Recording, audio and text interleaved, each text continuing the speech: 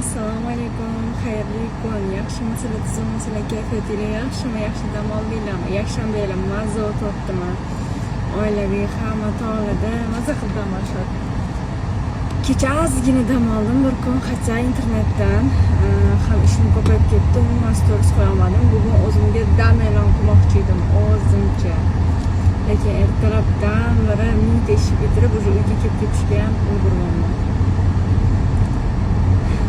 Endi domimga ketyapman. Bugun dizaynerga kelish kerak. Dizaynerlar bilan maslahatlashishim kerak. Hech ham remontga vaqt topolmayman, hech ham ishoninglar. Endi xudo xolisa sekin-sekin boshlab olamiz. Sizlar bilan ko'rishguncha уже obed bo'lib qolibdi. Ertalabdan ishlarim bitirib, hozir story olaman, hozir story olib gaplashaman deb chiqmadim. Mazza qilib dam olinglar, bugun men ham o'rnimga